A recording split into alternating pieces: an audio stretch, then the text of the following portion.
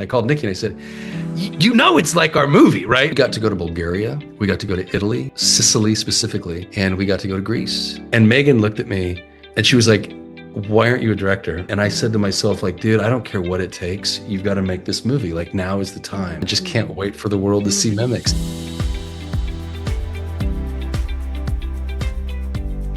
Hi, everyone. Welcome to the Heart and Motion podcast. I'm so excited to welcome Kristoffer Polaha to the podcast. How are you doing? Hi, Stephanie. I'm doing well. Thank you so much for having me. Thanks so much for being here. I follow your social media stuff closely, and even through 2025, I was wondering if you slept at all because it appeared like you had so many things going on, and some of those things we're actually going to see get to play out here in 2026. So I'm Wow. excited to talk to you about all of them. Great. Yeah, 2025 was a blessing of a year. I was very busy from basically June, and right now I'm in Winnipeg, so it's been sort of a comet that has carried me through the latter half of 2025 into 26, which has been good. And you've got a couple of big projects coming up in the next few weeks, so we'll get to talk about those as well. Great. I'm excited to share all the news that's fit to print.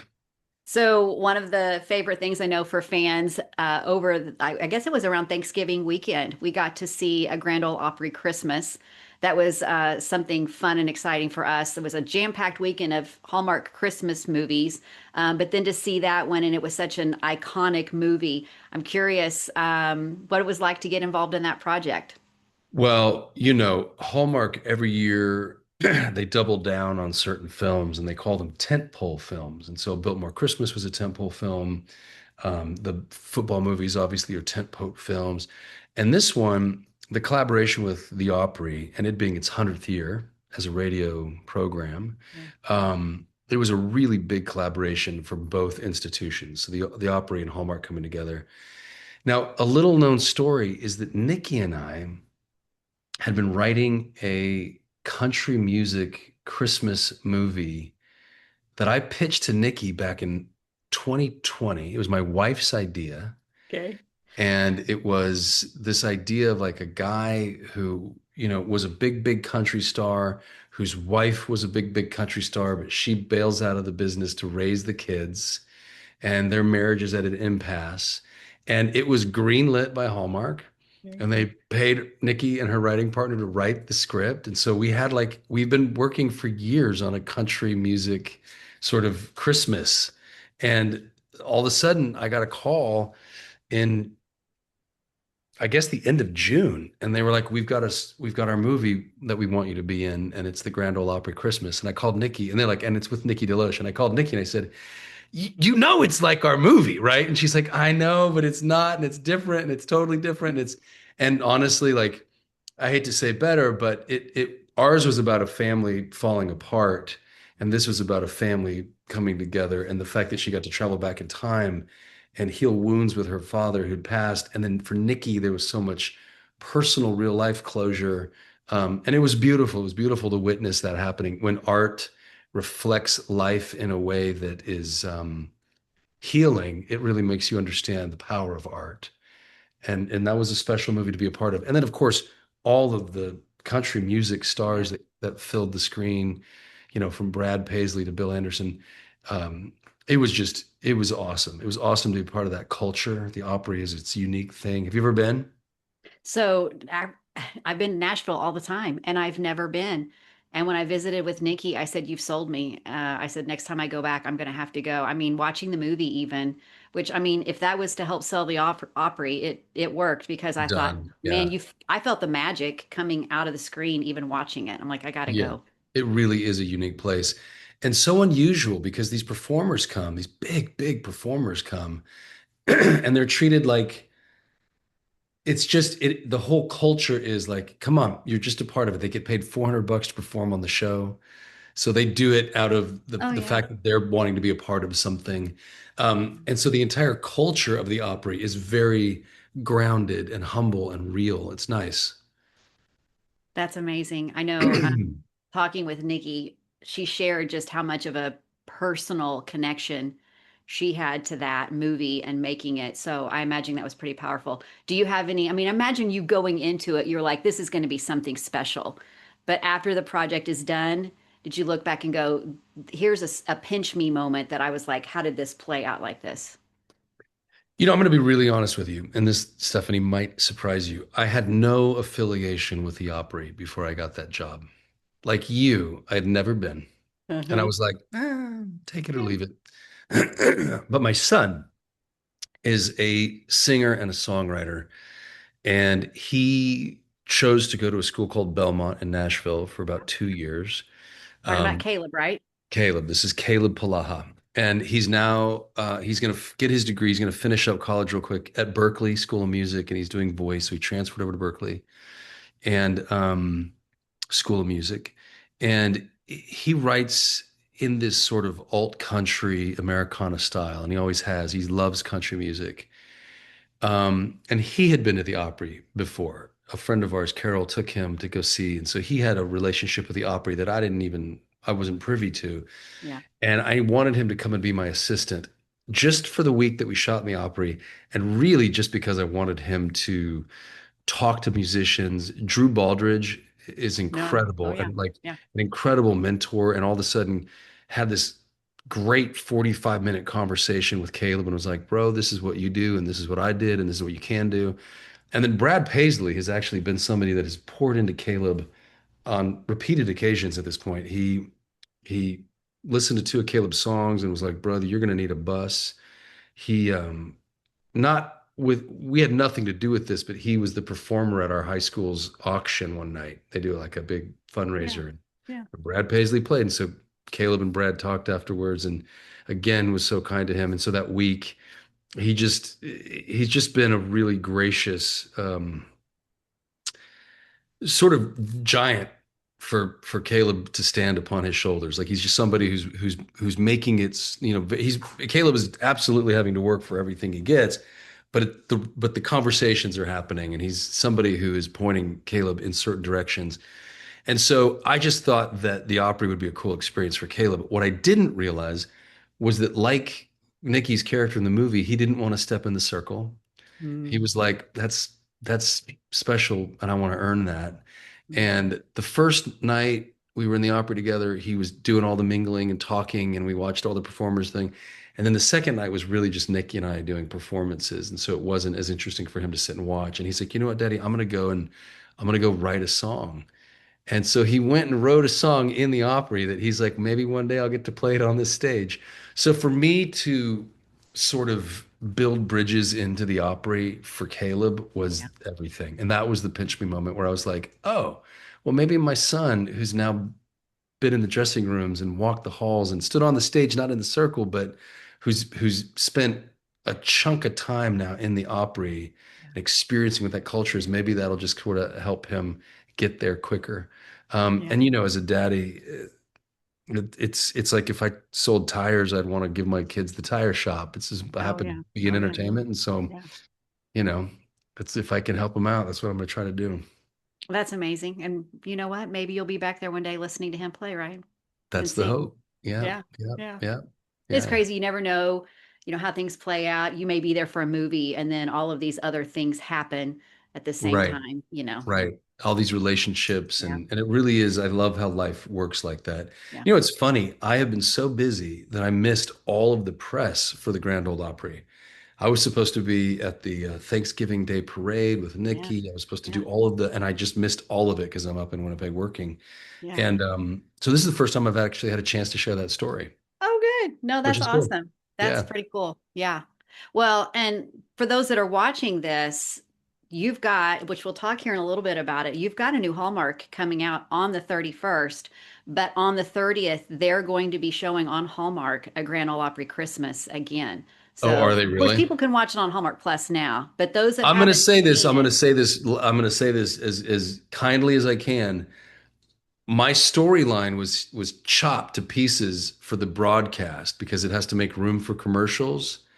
And the reason I signed up so quickly for that movie was that my character has this really beautiful story arc uh, of his own when he goes back into time, and that was yeah, all chopped during the broadcast. but you can see it on Hallmark Plus.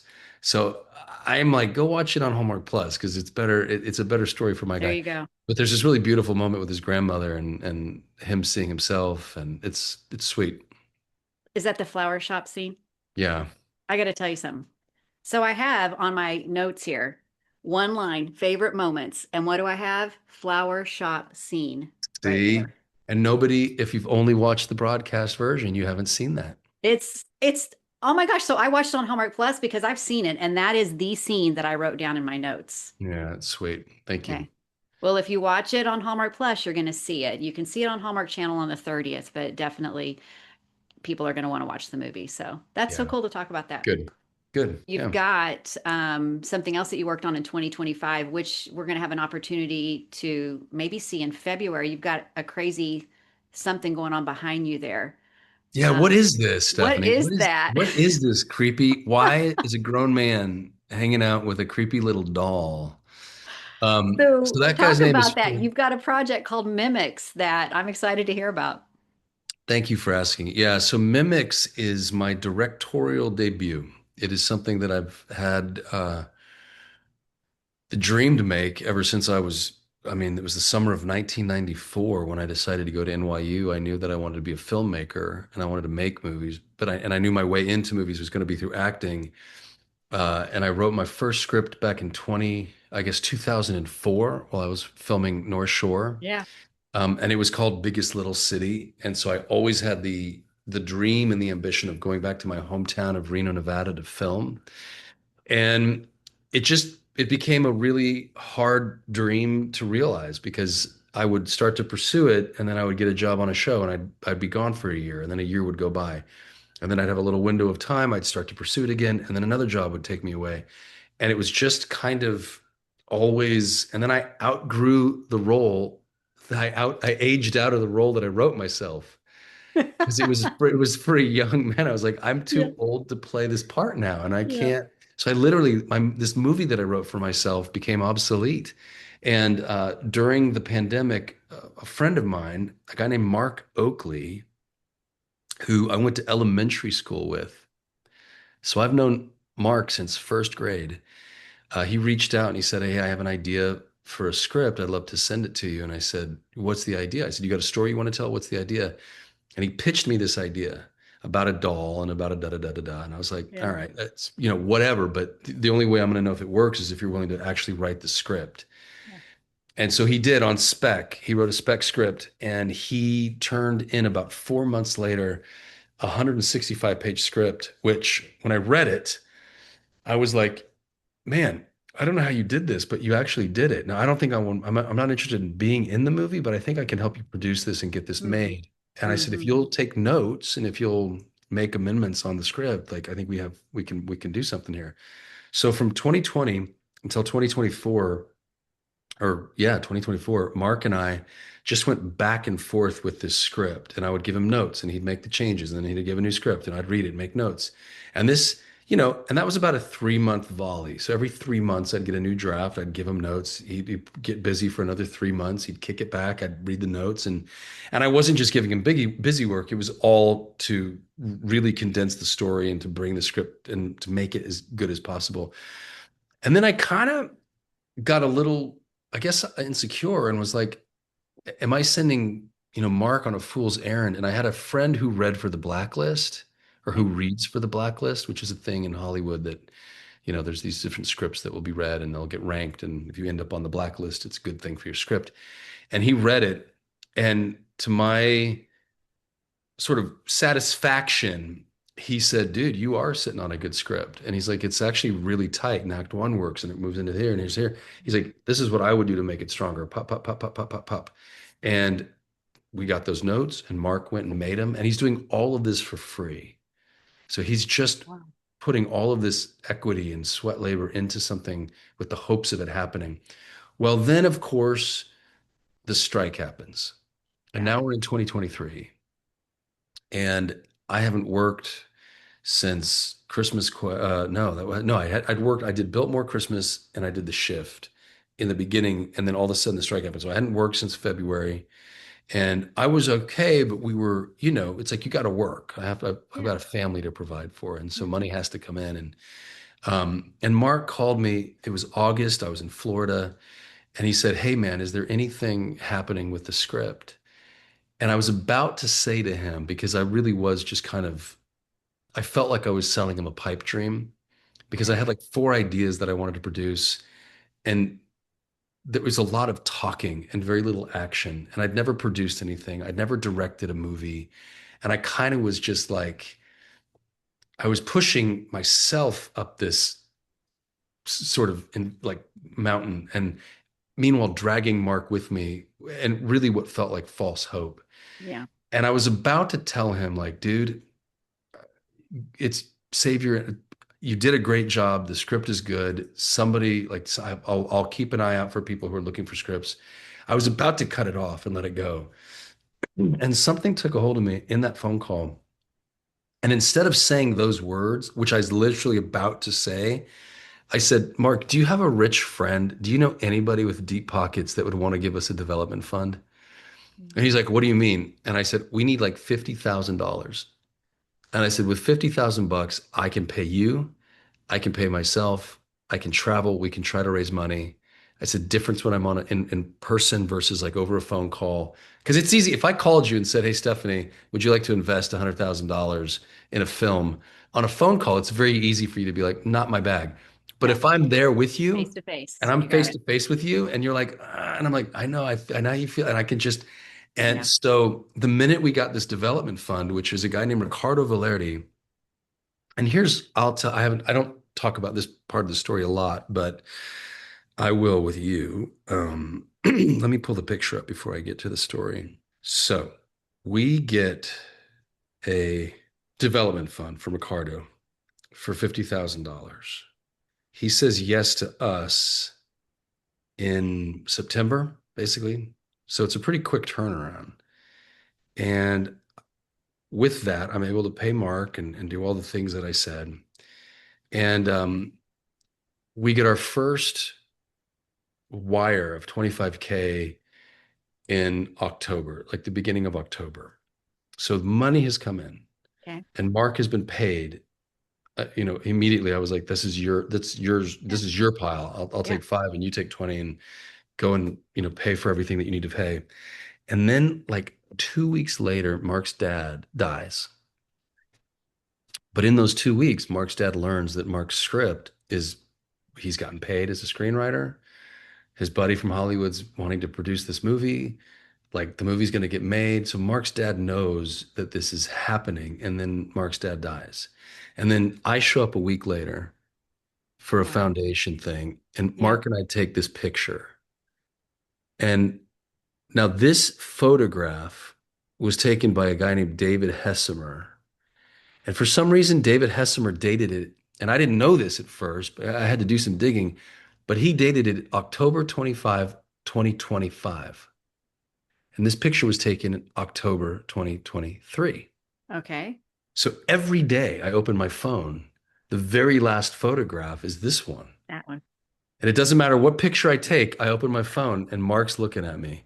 I got And I'm all of goosebumps. a sudden feeling the full weight of this, all of it, like Mark's father passing away, Mark's dad, the money that Ricardo gave us and the full weight of that money. And I said to myself, like, dude, I don't care what it takes. You've got to make this movie. Like, now is the time. Yeah.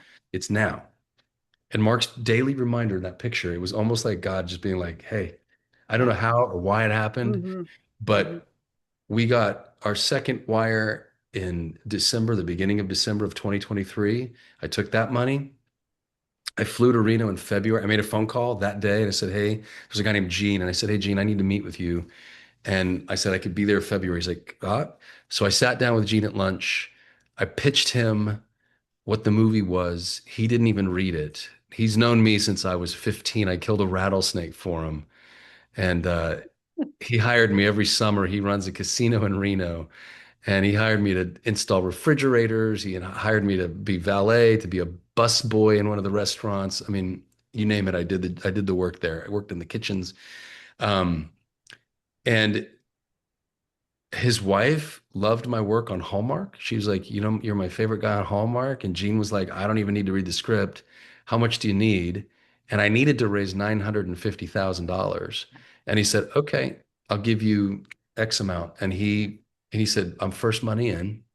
Go raise the rest and I'll deposit last. And I said, deal. And on that day, I was able to say to every other investor, which is the hardest hump, Yeah. first money's in. Like we are one third financed. Yeah. And I immediately called a guy named Ken Carpenter. Ken Carpenter produced The Shift. He produced Run the Race. He produced Flint, which I did in Montana this summer. Yeah. He's a really cool guy. And I said, hey, Ken, I don't think this movie is going to be one that you're going to want to make, but I really would love to make it with you. Will you read it? We're we're one third financed. And Ken read it and said, I'm in. He gave Mark more notes, said, you got to cut 25 pages from the script. Mark did. And then from February to April, we were able to raise the rest of the money. It was a series of yeses. It was Yes. everything was a yes. Yes. Went to pre-production in May. We were at camera. We went to camera on June 10th and we wrapped on June 28th. Again, Hallmark. Um, I learned how to make a movie in 15 days, having done 20 of them for Hallmark. Like I was like, no, this is entirely possible. We need 3 weeks Mhm. pre-production. We need 3 weeks to shoot it. Technically, we could have bottled it up in 3 weeks on the back end. But another crazy story, I went to boarding school for high school, and my senior year, I lived in this dorm called Day Hall with a guy named Barry Wise. I was in a single, but he was down the hall from me, but I was an RA, and he and his roommate were cool guys. And I went to their room to play guitar one night, and I was like, "What do you want to do when you get older, Barry?" And Barry's uncle was an editor, and he said, "Oh, I want to be an editor one day." And I said, "Well, dude, I want to make films one day." I said, "One day we're going to start a company together. We're going to make movies." And he laughed, and I'm sitting there playing, you know. A horse with no name. It's the two chords that it's so easy to play. And I was just like goofing off. But I wanted to make good on that promise. And Barry had cut a short film that I directed called A Work of Art. Yeah. And we got into the Cannes Emerging Filmmaker Showcase with that. Like it did really well. It was a beautiful little 7 minute sort of choose life. It was a girl who wanted to commit suicide, and she just started remembering all the love and the encouragement her uncle gave her, and she chose to live and to see another day. Yeah. And he just crushed it. He's been working 20 years in television. He's cut CSI for the last 20 years. So he's used to this grind, but he never really gets to flex that creative muscle. Yeah. And so I approached Barry and I said, hey, man, I need you to edit this movie for me. And he's like, I can't. I don't have time and you don't have enough money. And I said, Barry, please. I said, I'll give you an extra $2,000 and a co-producer credit. Just give me a month of your life. And he and I worked on the edit of Mimics from August 3rd until March of 2025, where we finally locked picture, which means to say that I drove to his house every day and we would go through and pour through these edits, and he would just allowed me to nitpick every single scene, every frame. So every frame in this movie is poured over Mhm. and was a Oh yeah. choice that Yeah. that Barry, Ken Carpenter, and I made. And listen, the story is weird. It's a Lynchian, you know, exploration of the supernatural. It's about a guy who gets a mysterious invitation. They invite him to be a part of a very elite society of entertainers, and all he has to do is sign his name. There's no one with the invitation. He does. And then the next day, a scout shows up, and the scout says, there's an agent. She wants to meet you. And he goes. And the agent said, here's a contract. If you're willing to sign it, you know, you have to work with this dummy and good things will happen. And he takes the shortcut. And as we learn in Mhm. the movie, there's a cost to everything. Um, but there's also an antidote to this. There's a way to break the contract. And his this girl that he loves and that loves him, her name is Virginia, and it's played by Mariah Smallbone, who's wonderful in the picture. She knows the way to break the contract, and it's just like she knows this word, a name, and she's willing to share it with him. Um, and I won't ruin much more of it, but it was the greatest culmination of artistic expression that I've ever had the pleasure of doing and creating. It was the greatest, and 2 years of my life, and the last year, even the marketing and the getting into the movies, choosing what poster we're going to use, choosing the DVD art, all of it has been such an extraordinary process, and I just can't Mhm. wait for the world to see Mhm. Mimics. Now, you may or may not like the movie. You might be like, "What? Why did you do that?" My wife's not a huge fan because she's like, "Why did you make of all the movies you could have made? Like, why did you choose a movie about a dummy?" But even her, like after seeing sort of all of All the of the things all of that the little just steps that have happened. come into place, Yes. yeah, she's like, "I'm proud of you, and I can't wait to see what happens." Yeah. Um, and I've learned a lot about the movie business, and Yeah. and we can have a whole nother different kind of conversation about the actual economy of the cinema experience. Yeah. These movies are all pay to play, so Disney pays to be in 4,000 screens, and they pay a huge P&A fee to get that movie, advertised throughout the land so that you're aware of Frozen 2, and you're like, oh, I got to go see Frozen Yeah. 2. And I'm realizing that, it's it's a pretty huge task to get the word out and to get people to know that it's in theaters to get to go see them. And then we're only in 400 screens around the country, and it's going to be so we'll see if it makes any money. We'll see Yeah. what happens. But the thing was done, and I think that is I mean, I'm I'll pinch myself. I'll be walking around and I'll be like, man, you did the You did thing. it. Yeah. You did it. And you had it back then. It happened. It happened at just the right time. You see all of these things that you've learned along the way that played Yes. out here. And now, like you're like, well, this is the movie that I made. Who knows with all of the things that you learned in this process, what that is setting you up for what's Or next. exactly. I love that Yeah. perspective. Yeah, Yeah. and you're right. And that's exactly right. So you said 400 theaters. Yep. It's coming out on February the 13th, right? That's right. Friday Friday the the 13th. 13th. That's right. Yes. So as you I said, let you say that. I was waiting for it. I was like, "Oh, she got it." yeah, Yeah. Friday the Friday the 13th. 13th. So is it like a thriller horror movie? Because I know you mentioned there's a little bit of like romance in it as well.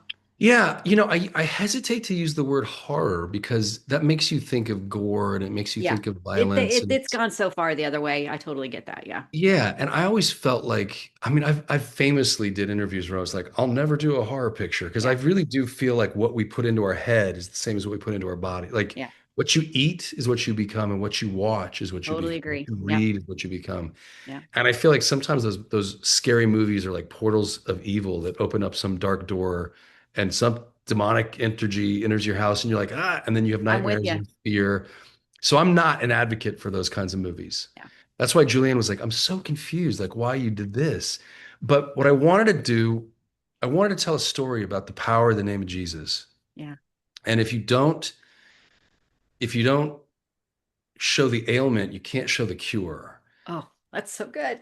And so what I wanted to do was I wanted to show the ailment, and I wanted to show this guy who was so desperate for fame that he was willing to sell his soul unwittingly. He didn't even think about it. He does it blindly Yeah. because he's so, I want the world and I need that love and I want that. It's Yeah. everything. Meanwhile, there's this girl who's like, and she's asked in the question, this sort of Walter character comes up and he says, "You are the rock that breaks the dark you are the rock against which the darkness breaks. You are the rock against which the darkness breaks." And then as he peels away from me, he's like, "Is he willing to die for it? Is he willing to die for it? Are you willing to die for him?" And so there's Mm, this idea of like, what are we willing to yeah. die for? And I think we as a society have to start asking that question So good. because you have children, yes? No, I don't. You don't. I don't, but I'm telling you, I've got nieces and nephews and they're like Okay. my own. So I get it. Okay. Forgive me for assuming that you had kids. I didn't know. But you have nieces and nephews, and I guarantee you, and you have children, you're a teacher. Absolutely.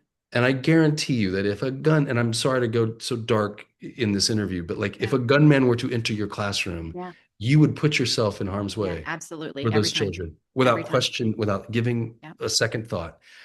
And my question in this movie is, what are the things you were willing to die for? Mm, Like I would take a bullet for my kids in a heartbeat without skipping a beat, my wife without skipping a beat, my friend. There are people I would die for, yeah. but I know people that wouldn't, and I know that there are people who are like, I would die to be super super famous, or I would die to be like. So the question is like, where are your values?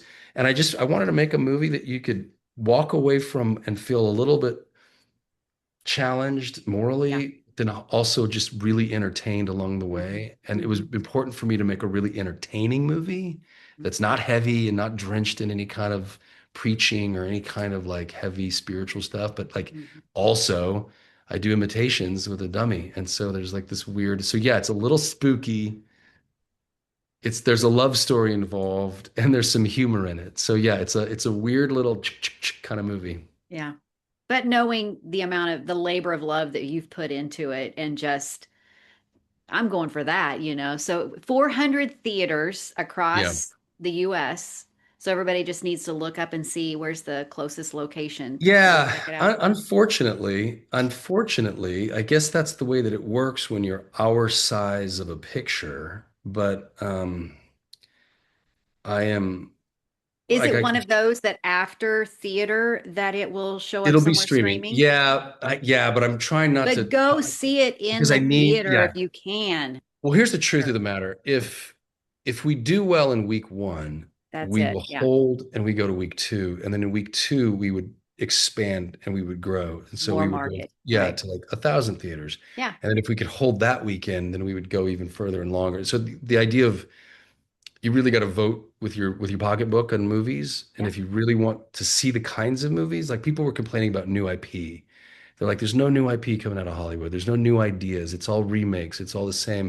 And like, well, here's a new thing. This is a brand new concept and it's totally unnew. I mean, like there's actors you haven't seen before. There's a storyline you haven't seen before. This guy, for his name is Fergus. He holds the camera like I'm telling you, on par with like Dracula, Frankenstein, Freddy Krueger, Chucky, like this little creeper.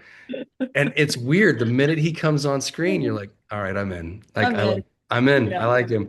So yeah, we are in, real quick, we're in like Lawrenceville, Georgia, Conairs, Georgia, Canton, Georgia.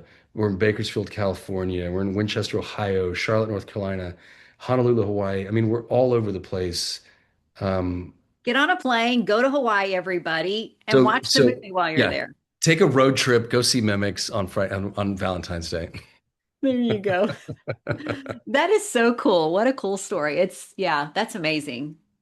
We'll find the closest place. I'll go check it out. If Well, not, thank you for letting me share all the details. I normally don't bore people with all the details, but I think it's good to have on record somewhere. absolutely. I was intrigued. I mean, I have followed, you've done such a fantastic job of just like kind of taking us along for the ride to where I was just intrigued enough. I was like, I've got to know more about this project. So Good. Well, thank you. you mentioned Flint. Has that, is that still to come? Because I know you worked on that last year as well. Yes. So Flint is still to come. That's a Louis L'Amour adaptation with Josh Holloway, which is Okay. pretty cool. And Ken Carpenter produced that, so he brought me into that world.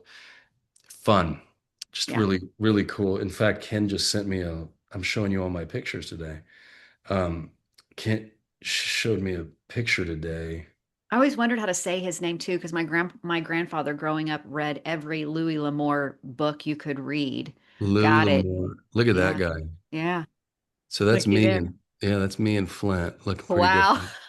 Um, and then there's a movie called Between the Lines, which I filmed right after that in You play Peter Seattle. Williams, right? That's right. Yeah. Okay. And that's going to be, I'm not sure exactly. It was Warner Brothers, and Okay. now that Warner Brothers is in flux, I don't know what's going to happen. It might go straight to video, or it might, or straight to streaming, or it might still have a Yeah. theatrical. I don't know what exactly it's going to do, but um, that is a story about a marriage that is going through a particularly difficult season. And what was interesting to me was it starts out like a Hallmark movie, but you're rooting for the wrong couple. Ooh. And Okay. so when the wife in the story, makes the decision that she makes, it's left to the husband and wife Yeah. to decide what they're going to do. And I just thought it was handled so beautifully. Yeah. So I'm interested to see what people think about that movie. So that's between the lines. We just need to be looking for it to see Yeah. when that one comes out. Yeah, Yeah. that was directed by Sherry Rigby, right? Yeah. Who's Right. amazing. So Yeah. good. Yeah. She's incredible. You She was a posted, culture builder. She was somebody on set who she was just so intentional about building an environment that felt collaborative and Yeah. safe and inclusive and warm. And she was an incredible leader. She was wonderful to work with. That's so But cool. Jennifer Taylor, who plays the Yeah. lead, Yeah. she's, people know her from Two and a Half Men and a myriad of other things. And again, we had to really lock in and find a safe haven in each other as performers, and infinitely easy to do that. Like just again, no ego and just somebody who just shows up and does the work. And I mean, that's the thing. That's really been the cornerstone of my career. I've really been blessed to work with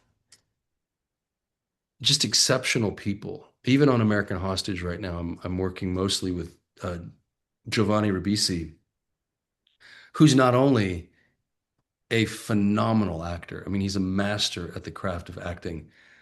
But if he were built any differently, if he were a cruel person, the minute they yelled cut, the stuff that we're doing would feel 10 times worse. Got But it. instead, we're in this really intense emotional, like it's trauma. I mean, he's holding my character hostage. I'm literally up being held hostage by him. And the minute the director calls cut, he kind of laughs. He's like, "Hey, are you good? Are we okay?" And I'm like, Yeah. "Yeah, I'm good." He's like, "Are you Yeah. sure?" I'm like, "I'm good." Yeah. So it's like, and I think my career has really been peopled with those kinds of performers who are gracious and who are kind and who are cognizant of. It's been fun. It's been a good run. Hmm. And I imagine when you're in those moments, it's like, I'm going to tuck that in the back too. Maybe that next movie that I'm directing or whatever, just that 100%. environment. 100%. Yeah. Absolutely. Yeah. I think, was it yesterday that you put out a reel of your 10 years on Hallmark? Is Yes, was it yesterday that that reel came out? it was. Yeah. Yeah. I How spent great. it's so funny how much time you spend on a reel. I worked on that for like, I don't know, probably a total of 8 hours. I was getting all the pictures Listen, I organized. watched it, and as somebody who edits, I'm like, he put some time into this. The one where I throw the bottle from like 30 feet away and it like lands right on the beach. Which was dumb luck, by the way. I wish I was that skilled. But yeah, I look back on my time on Hallmark and uh again, it's a God thing where he just opened doors for me out of necessity. Yeah. I had done, so if I think of my life in terms of chapters, um, my first chapter is, well, there's college, there's high school, and up to college and all the free acting. I guess that gets to be the first chapter. And then my second chapter would be my first pilot into North Shore and, you know, America's Prince and the beginning of my career all the way to about, I would say, 2013. So like 2001 to 2013 would be like the second chapter. Okay. And I mean, I did 7 television shows. I did 9 pilots, 7 got picked up. I mean, it was like boom, boom, boom, boom, boom, boom, boom, working all the time. And the only way that I can relate it to people is imagine my income is like a giant, uh, like like shipping, like a what are those called? The ships Those cargo ships the or cargo what? ships. Yeah. Yeah. So television and that kind of the income that television brought me was like the size of a cargo ship. And so if that income stopped, it takes a lot to get that Oh, cargo yeah. ship to pivot. Like it's a Yeah. slow grind. And so when 2015 hit, um, I just needed to work Yeah. and I needed to make some money. And there was this new kind of chapter that began in my life, which was, I call it behind the 8 ball chapter, where I just financially I could never catch up to sort of the way that we were living and things that had occurred and whatever. I won't get into the weeds with it, but just there were things that like, and I was like a junkie who was like, I'm just like one TV show away. If I could just get a TV show, if I could just, and the more and I never wanted, here's what's crazy, Stephanie. I never wanted the television stuff. Yeah. I never wanted it. I was like, ugh, it's a show on the CW. I guess I'll take it. And I was just jumping from show to show to show to show, weirdly, blindly, just kind of like hopping through gigs and really wanting to make The Biggest Little City, really Yeah. wanting to make my own independent films and not really ever wanting to do. And then all of a sudden, the cargo ship needed fuel and I could not change course quick enough. And we had to burn the thing, man. And we had to get into a little speedboat. And we had to just become a lot more agile Yeah. in order to navigate the new waters that were coming up. And it was weird because it was like the 2015 thing happened. And then the Me Too movement shut down the industry. And then it was the pandemic shut down the industry. And then it was the strike that shut down the industry. And all of this Hmm. was the spine of all of it was me walking into Hallmark in 2015 and sitting down with a guy named Randy Pope and Michelle Vickery, Yeah. who you've met, who you know, Yeah. and just having a general meeting and being like, "Hey, I would love to be a part of what you guys are doing," and they'd like, "We would love to have you," and they made me that offer for Dater's Handbook, and I remember being on that set, and again, weirdly, I'll very quickly tell you the story because I think it's interesting in the scope of what we're talking about. I walked in with Meghan Markle and we were on set, and I don't know who the director is. I can't remember his name. He was a great guy, but for whatever reason, in this particular moment, he was like, "I don't know where to put the camera. I don't know how we're going to shoot this scene. I can't, we can't put lights here, blah, blah, blah, blah, blah." And he was kind of, he seemed confused and confounded by the situation because the environment was not what he had imagined. And I think he had a mental block on what he needed, what he wanted to see and what he could see. And I very quickly, in a matter of just like a minute, took a look at the room and I was like, well, if you laid down tracks there and put the camera there and had it da da da da, you could get a master, you can get my close up, you can get her close up.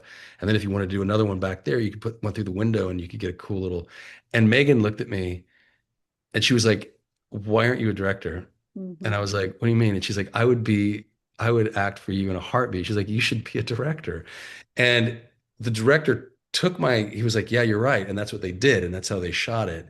And in that moment, this new sort of, you know how people can just speak life into you, and Oh, all of a yeah. sudden you're like, ah. Yeah. And Meghan Markle spoke life into me, and I was just like, yeah, you know what? I think I do want to pursue that. I've always wanted to, and it's time.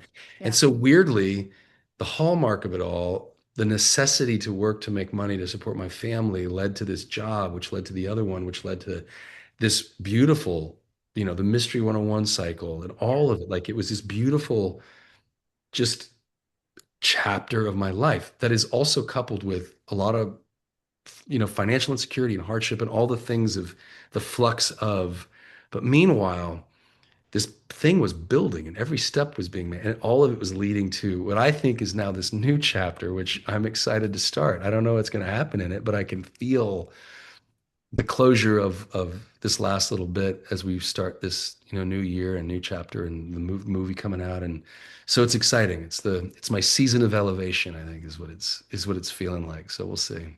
That is so cool to have that, knowing. I mean, I love how you described it. Here was this, and then, but again, all of it plays into like it's that preparation for what's that next chapter. Yeah, So, it really is. And you can't jump the line. no, There's no shortcut. There's no no. like, well, and I mean, I think about it. If I were to had somebody given me money to make The Biggest Little City, and I directed that before knowing what a 15-day shoot looked like, before having been on, I mean, I've worked with incredible directors between then and now. And I've learned so much from Gary Fleeter, Jerry Levine, Adam McGoyan, Patty Jenkins. I mean, I would just sit there and watch DPs who taught me stuff, sound guys who taught me stuff. And then that experience of just getting the reps in and learning. And what if I made a movie and what if it flopped? You know what I mean? Because I Oh, didn't yeah, have all the tools and I'd you got lost it. someone's money You and I got it. sort of squandered that first Yeah, moment. yeah, And now it's not even, the stakes are still high. Of course, I want it to be successful. Of course, I want it to do its thing and I want to pay everybody back and I want to make money. But it won't stop me from doing it again. It's not right, about it being a flopper. It's like, right. okay, that was a learning experience. And now we're Yeah, going to move into the next thing. yeah. And yeah, I mean, Especially when you see those things play out where you're like, it's not by chance. It's yeah, not by chance. no, it does feel like And it feels like a grand design, right? yeah. Like there's somebody orchestrating everything. Uh-huh. And then you kind of have like, okay, no matter what, there's this momentum right now and I'm feeling it. And you're kind of like, all right, what's it going to be? What's it going to be? Well, I'll tell you, I mean, again, this isn't something I share often. I was standing in a hallway in Vancouver while I was filming Backstrom. And now God doesn't talk to me a lot. I don't know if you've ever had people tell you that God talks to them and you're like, man, God is chatty. But the vibe, the thought and the feeling in my heart, like that sometimes you get like a message and it just Hmm. kind of settles in on you and you're like, ooh. And sometimes it's in a dream, sometimes it's up like you can literally hear a audible like, and this was just what it was you need to brace for the season that is coming because you're going to be in a drought. Mm. And I knew, and I was in the middle of a series. I was making a lot of money, and there was no indication that that series was going to be canceled or anything. But it was almost like it was a thing of like just prepare Yeah. because Yeah. it's about to get tough. Yeah. And it was just this weird thing where I knew I was like, yeah, like what's going on? And there was a bit of a fire on all sides of it, spiritually and emotionally, and um, yeah, just this a real season of growth, Yeah. and it's just kind of amazing. I mean, I have 10,000 thoughts right now, so I'm stopping the talk. But even like the house that we lived in that whole season Yeah. burned down last year in the big Palisades fire. Yeah. And so the house that my kids grew up in is gone. Like it's so interesting to me that like these moments happen and they have to happen in the place Hmm. and time that they do. Hmm. And then Hmm. boom, you're off to the next thing. And Hmm. yeah, it's wild. Wow. I don't want you to get away without talking about let's go a little light for a minute. Yeah, You've got a Hallmark movie. Speaking of your Hallmark stint, you've got a Hallmark movie coming up on the 31st, I Missing do. the Boat, and you're back with Amelia Ullerup. Ullerup, right? I Ullerup, got to get yeah. this name. Amelia. Ullerup, You yeah. And guys, Amelia, and it looks like Emilie because it's like well, and Emilie, so I write it down phonetically because I've had to say her name before in an interview, and now I just write it phonetically so that I yeah, get it right. Amelia. In my phone, I Amelia. put Amelia because I was like, I'm That's not it. going to call It's her spelled with Emilie. an A on my paper right now, like Amelia Awesome. Earhart. Yeah, yeah.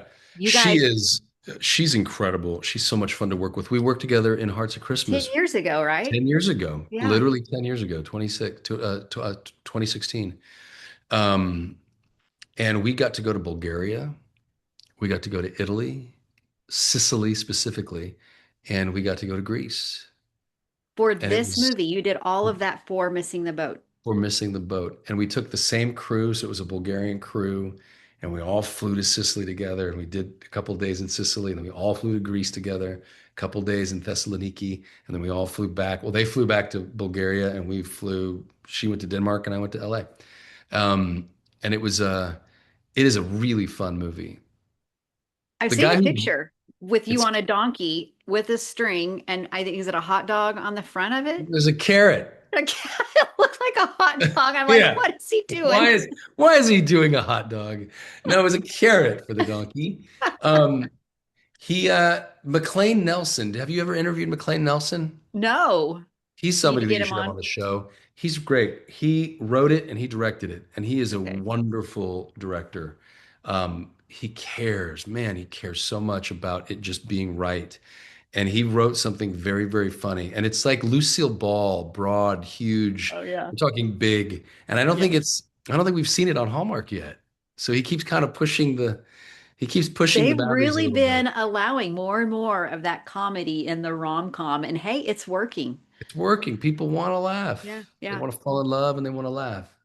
And Amelia can do it. I mean, she can pull it off too. So, Well, you know what's funny is the script can read either way.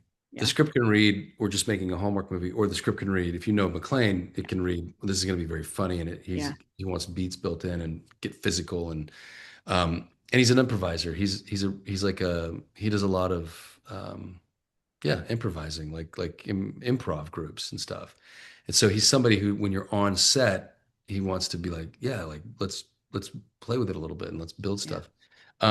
And day one, Amelie was like, I could see the look on her face where she was like, "What movie are we making?" And she was very kind of reserved in her. And then we talked, and I said, "Hey, it's a big. You got to go big." And I said, "Just if you see me, like, just go for it. Whatever you like, match it. Just do what you Yeah. see, and just let's have Yeah. fun with it." And I said, Yeah. "Trust me, I'm not going to let you look foolish, and McLean's not going to let you look foolish." And we're like, "I got you." And it was awesome to see her just lift off because she went for it. She is Oh yeah. very funny and very So charming in this good. movie. She's really good. And Yeah. she's also just, I guess that goes back to what I said about the actors I've worked with. Just so fun to work Yeah. with. Like, just a cool person to hang Yeah. out with and spend time on set with and be like, because it's the worst when actors don't want to talk to each other. It's Yeah. the worst when you feel that threat of competition or there's something weird happening and it makes everyone feel insecure and it just makes you want to go home and like not play ball. So I don't have to ask why you chose to do the movie. You're showing up on location, all of these great sites. You get to work with Emilia again. You've got a great director. You're there, right? Yeah, easy. It was easy. The dates of it all worked out kind of brilliantly too. Again, little Godwink went from Flint, had a week off to go home, shot Between the Lines, had about a week and a half to go home, shot Grand Ole Opry Christmas, had a week and a half to go home, went to Europe, shot Missing the Boat, came home for a week and a half, and then moved up to here to Winnipeg, which was a little bit of a different thing, but still got to go home. Not for Thanksgiving. We had to work because they don't celebrate Thanksgiving up here, Yeah. Yeah. which is the first Thanksgiving I've missed of my children's lives. It's wild. But I did show up on Saturday, and we had our Thanksgiving meal on Saturday, and then got to spend a week in New York with my kid, and then back here, and then home for Christmas. And so it's been good. It's been a Good. really good little needed blend. Good. Yeah. So we're going to see you play Parker, Yeah. right? And Kelly, they're going to miss the boat, right? What else Yes. can you tell us about it? They so so Parker works for the cruise line, and Kelly works for the company that might buy the cruise line, and she's looking for problems with it. Okay. So they both need to be on the boat. Okay. And Parker's pretty uptight. He doesn't know how to relax. And Kelly convinces him to go on a donkey ride. And as you know, those darn donkeys don't want to go where they're supposed to go, even when coaxed with a stick and a It was carrot. supposed to be a horse, wasn't it? Yeah, I think it was supposed to be a horse, and I don't think they were able to get horses in Bulgaria for some reason. So he was like, all we can get are donkeys, and those donkeys did not want to be ridden. We're sitting there going like, come on, like they just, and then the more you kick, the more they were like, they They're would like, stubborn. yeah, they would just hunker down and be like, nope, we're not doing anything you tell us to Hence do. the carrot, right? Yeah, I mean, literally, not even that. We had a guy, we had to green screen him out, pull. But we missed the boat, and then the rest of the movie is about us getting back on the boat. Okay. And do we or don't we make it in time? And what happens? And do they fall in love along the way? That's all questions that'll be answered on January 31st. January 31st, 8, 7 Central on Hallmark. Next day on Hallmark Plus. Boom, hired. And it's going to be hysterical. Yes, That's it's gonna awesome. be a fun movie. Yeah. Period. Oh, Like it's. yeah. I mean, we're taking you to beautiful places in Sicily. We're in this Had you city. been before? Had you been to that area No, before? I've never been to that part of. I've been to Italy, like northern Italy, like Cinque Terre, Rome, Florence, that area, but like never to Sicily. And it's this little town called Siracusa, in Ortigia, which is like an ancient city that has a Greek wall. Like when you go in, it literally has the city walls with this tiny, narrow, Oh, barely get wow. a car into it. And then once you're in it, all these little tiny winding streets that aren't for cars, that are for people. And the buildings that kind of grow in towards each other so they can throw the trash down. And I mean, ancient city. And it's beautiful. I mean, just beautiful. I don't know if have you ever been to Sicily? No, I'm on a bucket list of the states. I've got 45 of the 50 states. And then next is Europe. And Have you so been to Nevada? um I have. I flew into Vegas and I did Hoover Dam and Grand Canyon, but I haven't been to Reno. Okay. Well, But I if you have. want to go to the premiere on February I 11th, know. you fly to Reno and In come and Reno. hang out. So have you been to what are the 5 states you haven't been to? I'm curious. Oh, here we go. And two of them are just like, ugh. Like easy. Okay. The two are Hawaii and Alaska. Okay. So that's like those are big trips. They're Those are expensive big. trips. Yeah. Yeah. Hawaii, Alaska, New Mexico, Okay. Utah, Okay. North Dakota. Now, but those three are close to you, yeah? I'm in Like Missouri. relatively, right? I No, mean, no. I mean, you got to go out of your way to go to North Dakota. yeah, I mean, always. I'm kind of surprised I haven't been to New Mexico because I've done, and Utah, and here's the deal: Utah, Hawaii, and Alaska. I'm sold. Get me there tomorrow. I'm excited to get to those. New Mexico, I'm like, I don't know. North Dakota. Yeah. But have you ever done Albuquerque? No, and that's the thing. I interviewed Paul Green last year about his movie, which was filmed in Albuquerque, Albuquerque. and It's he sold me on beautiful. Albuquerque. It's beautiful. Like Yeah, Albuquerque is this sort of mountain, desert yeah, mountain, high, very like vortexy, heightened energy in the ground. yeah. And then Utah has got there's so much to see in Utah. I have a feeling Utah will be my next one. So Yeah. during COVID, I did Yellowstone when everybody was Mhm. in their house, and I'm like, I'm gone. I'm going to Yellowstone. And I did Yellowstone and Grand Tetons. And so I looped Wyoming and Montana and Idaho. And I almost dipped into Utah. And I'm like, no, I need to go back and just do Utah. So, Yeah, there's enough. There's enough to, especially do you go out and so you do the natural parks and you do oh, all, yeah. you get out, Love you being hike, out. you Like go the up there. outdoor stuff, I'm sold. Get me there.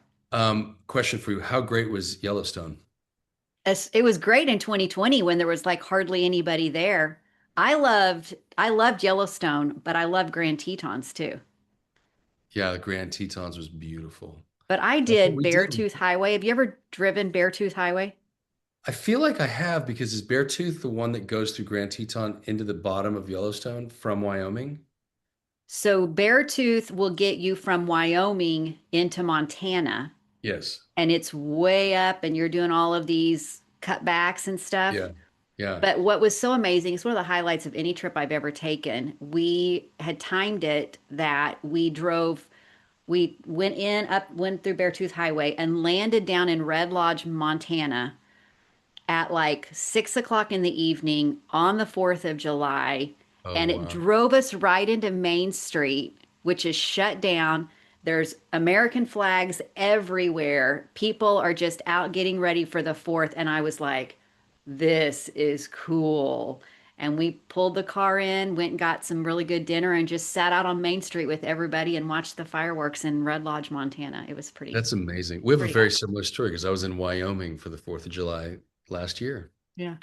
There you And go. amazing, right? Like you drive down the freeway and people have flags Oh, like yeah. on their cranes. Yeah. And I mean, it's just like, yeah. And Or Idaho up was beautiful. getting to Beartooth, Cook City. It's Uh-huh. like 10,000 feet up, and they had this like massive flag, and you come in out of Yellowstone, and it's just like, this is cool. You Yeah. know, It's a cool part of the probably country. can't get gas there. There's probably no gas station, but they got a great flag. They So got a huge flag. they got a Um, great flag. I just watched an interview with Robert Redford, and it was something called the Outlaw Trail, and it goes from Canada to Mexico, and it cuts through all that country. And he did this ride in the 70s. So I guess in 1975, he got on horseback and rode it. Yeah. And there is something so beautiful about our country. Growing up in Reno, Nevada, it was still largely untamed when I was a kid. Mm, Um, I mean, my parents lived in a place, it was called Collin Ranch, and they were the last house before we hit the sagebrush yeah. and the foothills that led to the Sierras, which led to Lake Tahoe. So if I started walking, I mean, wolves, coyotes, bears, but like eventually I could get up into the mountains Yeah. totally unobstructed. Yeah. And there's something about being that close to that kind of nature. Hmm. that stirs your soul. I mean, it Oh yeah. makes you, it really Mhm. does It change you. grounds you. Yeah. It is like all of a sudden you're like, what's really most important right now? Yeah. And there's also, it's also life or death. I mean, Oh there's yeah. also very Oh high stakes. yeah. Here in Winnipeg, it is negative 17. Like right now, I'm going to tell you how cold it is right now. It is negative 16 degrees Fahrenheit. Fahrenheit. What are you doing? So You're inside, right? I'm inside, but I could take you outside, and it's like immediately your ears start Mm, to feel like they're blistering, your hmm teeth rattle like it's ice hmm cream, your hands, and you realize that like you've got maybe 30 minutes Yeah. before Yeah. your body starts to shut down, and you will die in an Oh hour yeah. outside. Yeah. And that reminder of like, oh wow, Yeah. kind of makes you take everything a little Yeah. more And seriously also that people live in that every day, and you're like, every I day. think I'll go back south. Yeah, California's looking pretty good Yeah. right now. Well, this has been a blast. It has been so much fun talking to you. I wanted to hear so much about mimics. I knew you had an upcoming Hallmark movie, so I'm so glad that we were able to connect and chat a little bit. Thank you, Stephanie. I gave you a pause there because I didn't know if you had any other questions you wanted to ask me, and I wanted you to have all the time to ask all the questions you wanted. But thank you for having me on your show today. Yeah, I really appreciate your time, and I'm looking forward to finding a way to see mimics on Friday, February the 13th. Yeah, And then you've got Missing the Boat coming out on Hallmark on January 31st, 8, 7 Central on Hallmark. Next day on Hallmark Plus. I had to do it that- again for you, right? that's exactly right. You know, it's easy to remember. It's inverted, right? The 31st, you invert that to the 13th, so Oh, looky there. they're There you both go. happening. That's Much the easier to way. see the Hallmark movie. Yes. But we're going to sure try to see Mimics Good. Thank in you. the theaters the first weekend. So, Okay. okay. Thanks so much, Christopher. I appreciate it. All right. Bye. All Thank right. you. Bye bye.